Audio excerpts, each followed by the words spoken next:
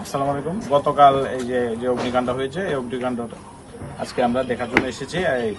গতকাল যে অগ্নিকাণ্ড ঘটনা ঘটেছে এটার জন্য আজকে আমাদের রাঙামাটি জেলা ছাত্রদলের সদ্য সাবেক সভাপতি ফারুক আহমেদ সাদ্দিক ভাইকে আমরা বিষয়টি জানানোর পরে উনি আমাদের পার্বত্য চট্টগ্রাম বিষয়ক মন্ত্রণালয়ের মাননীয় প্রতিমন্ত্রী ব্যারিস্টার মীর মোহাম্মদ হেলালুদ্দিন ওনার সাথে যোগাযোগ ক্রমে ওনার জন্য আজকে নগদ 10,000 টাকা অর্থ এবং 1 মাসের খাবার এবং ওনার বাড়ির জন্য 2 বাই 3 উনি আজকে প্রদান করেছেন।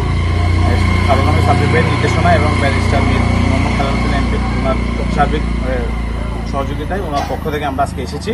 আমাদের উপজেলা ছাত্রদল, পৌর ছাত্রদল এবং কলেজ ছাত্রদল নেতৃবৃন্দ সবাই এসেছেন এবং স্বেচ্ছাসেবক দলের বিভিন্ন ইউনিটের নেতৃবৃন্দ আজকে উপস্থিত হয়েছেন এখানে। ধন্যবাদ।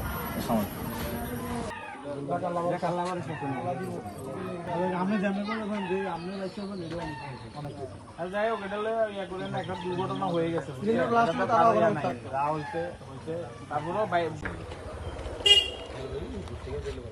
জেলা ছাত্র সাবির ভাই উনি ওই এমপিকে জানাইছে, উনি পাঠাইছে। এছাড়াও ওনার কি থাকে